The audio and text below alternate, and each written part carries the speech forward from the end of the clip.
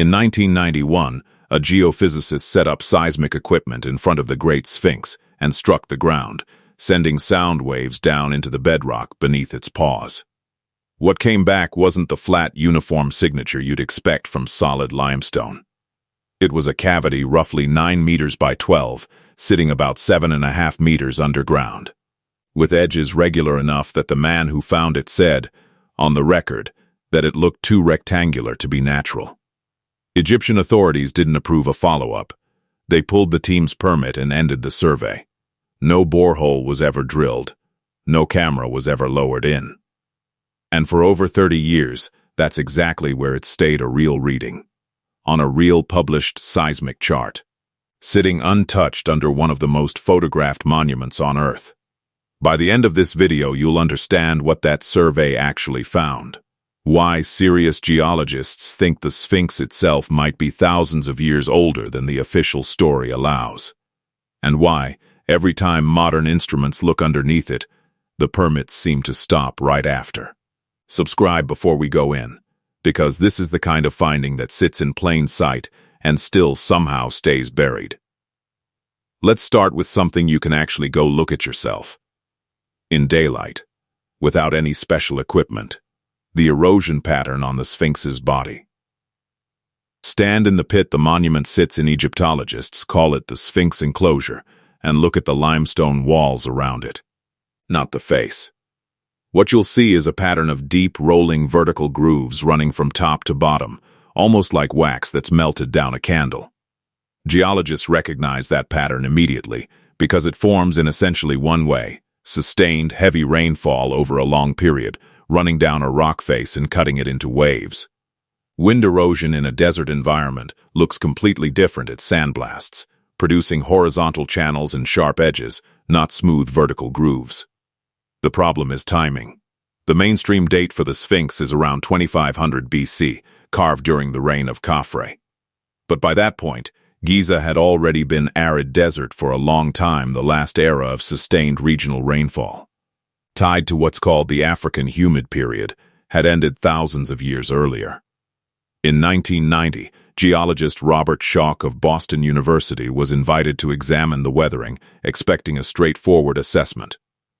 Instead, after studying the enclosure, he concluded the deepest erosion patterns required millennia of heavy rainfall to form, and presented findings to the Geological Society of America, placing the core of the monument's carving at a minimum of around 5000 BC, potentially thousands of years before the conventional start of dynastic Egyptian civilization.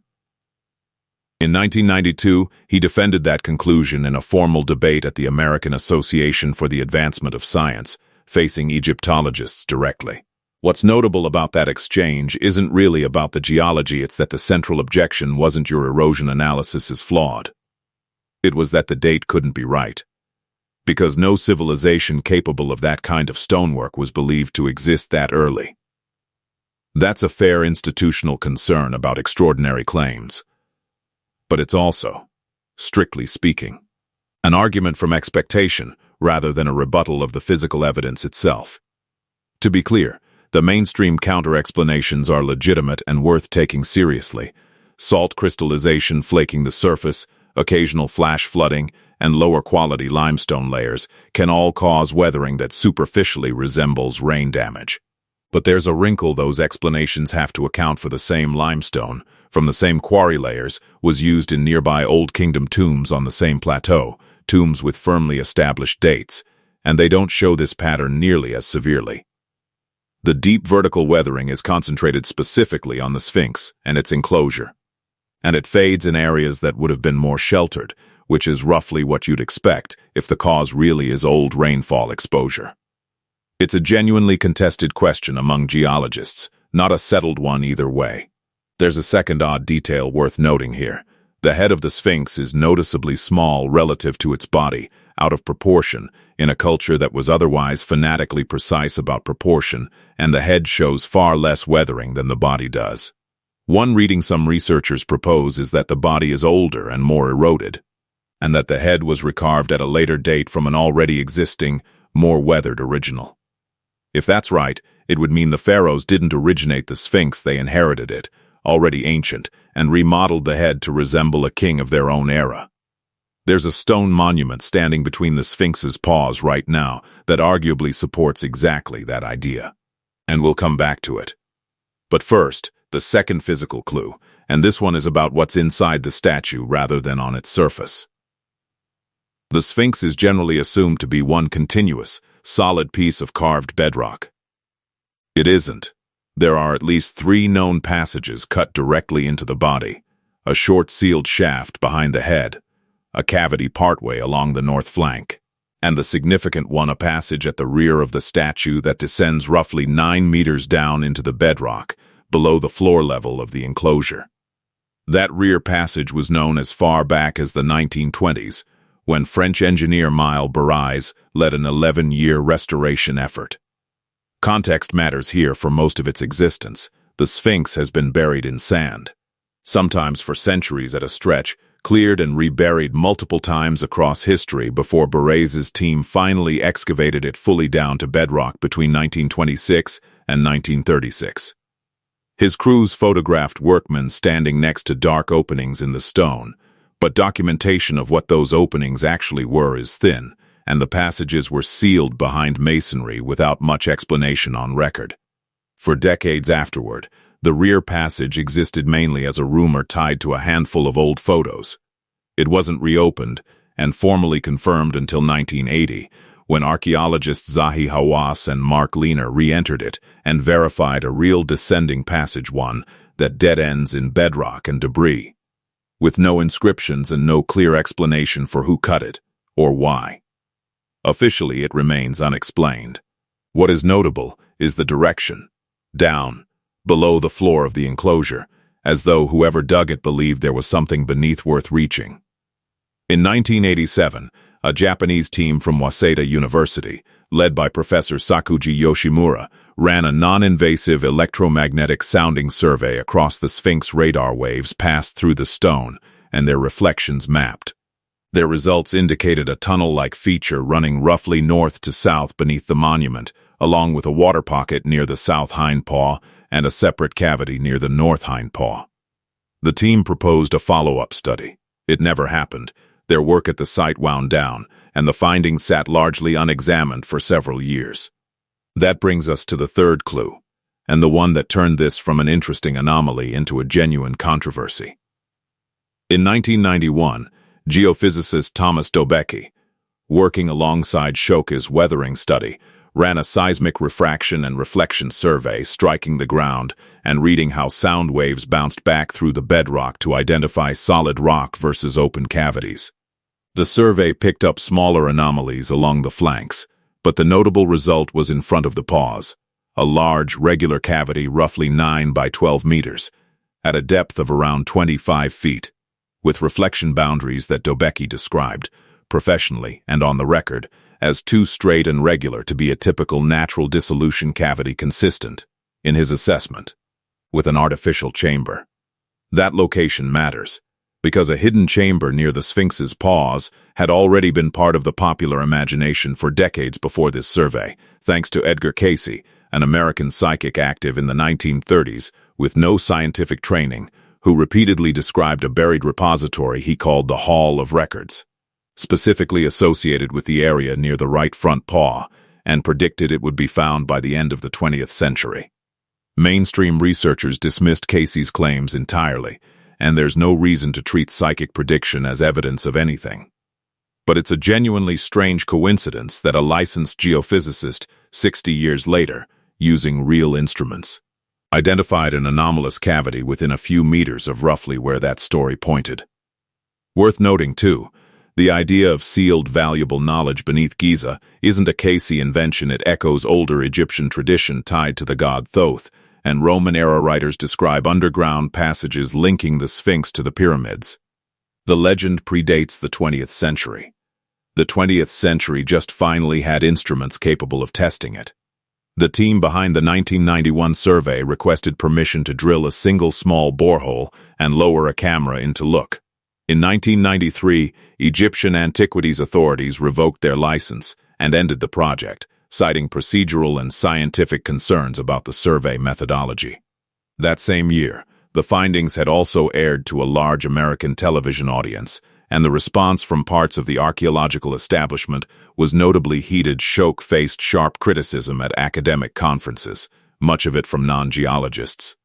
A brief follow-up survey in 1996 reportedly detected additional anomalies before it, too, was halted before verification. In the 3 decades since, no independent team has been permitted to run a full modern seismic or radar survey, specifically targeting that spot beneath the Paws, despite non-invasive scanning technology capable of resolving it existing and being used successfully at other sites, including inside the Great Pyramid. There is one confirmed excavation nearby worth knowing, because it changes how you should weigh the rest of this. A few hundred meters from the Sphinx, beneath the causeway connecting it to the second pyramid, sits a vertical shaft that had been flooded and largely ignored for most of the 20th century. In the late 1990s, Zahi Hawass had it pumped out and descended into it himself. What he found, now known as the Osiris shaft, drops roughly 30 meters in 3 stages, with granite sarcophagi on the second level and, at the flooded lowest level, a chamber with a channel cut around its edge forming an island, holding the remains of a large black sarcophagus, apparently built to symbolically represent the tomb of the god Osiris. Ancient Egyptian religious texts describe exactly this kind of symbolic underworld chamber beneath the necropolis for a long time, treated as pure religious metaphor. Hawass's team also noted a narrow, unexcavated tunnel beginning at that lowest level and heading off into the dark, too flooded and too narrow to follow at the time, its direction unconfirmed. The point isn't that this tunnel proves anything about the Sphinx. Specifically, it doesn't. Officially, it leads nowhere anyone has mapped. The point is that a structure ancient texts described in purely symbolic terms turned out to have a literal, physical, excavatable location once someone actually pumped the water out and looked. And back at the Sphinx itself, standing between its front paws, right above the ground Dobeki's survey scanned, is a real granite monument called the Dream Stele, erected around 1400 BC by Pharaoh Thutmose IV. Its inscription describes Thutmose falling asleep in the Sphinx's shadow while it sat buried to its neck in sand already ancient, already half forgotten, and dreaming that the Sphinx asked to be freed in exchange for the throne. He had it cleared and became pharaoh. Read plainly, that inscription shows that even at the height of the New Kingdom, over 1,000 years after the accepted construction date, the Egyptians themselves treated the Sphinx as an inherited relic to be rescued, not something their own recent ancestors had built. There's also an older, more contested inscription, the Inventory Stela, found at Giza in the 19th century, that appears to describe the Sphinx as already standing during the reign of Khufu, Khafre's predecessor. Most Egyptologists date that stela's actual carving to a much later period and treat it as historically unreliable. But even treated purely as later religious tradition, it tells you what Egyptian priests themselves apparently believed, that nobody really remembered building their own most famous monument. So here's the honest, weighed version of all this. Does the evidence prove there's a hall of records packed with the archives of a lost civilization under the Paws? No, and you should be skeptical of anyone who tells you that with certainty. Giza sits on limestone, and limestone dissolves naturally into cavities over geological time that alone can produce voids that look sharper on shallow seismic readings than they really are. The internal passages could be the work of ancient treasure hunters chasing the same legend, digging toward nothing and stopping when they hit solid rock. The Dream Stele could be political propaganda from a king justifying his own rise. And Shok's rain erosion dating, while never conclusively refuted, remains a minority position that many geologists still contest. But the conventional explanation has a harder time accounting for the pattern as a whole, why the detected anomalies keep clustering exactly where the older traditions said they would, why 2 separate, independent surveys using different physics, 4 years apart, both returned voids under the same monument, who actually cut that internal passage, and why they were digging downward. And, most of all, why a definitive, cheap, non-destructive test, a small borehole, and a camera has been on the table for over 30 years and has never once been allowed to happen. If the cavity is simply a natural hollow, confirming that should take an afternoon and settle the question completely. That test still hasn't happened. We don't know what, if anything, is actually inside that space beneath the Paws. What we do know is that in 1991, real instruments found something there that doesn't behave like ordinary geology, and in the 3 decades since, no one has been allowed to go check. If this changed how you look at that monument, there's another buried mystery waiting on screen right now. And it starts exactly where the permits on this one ran out.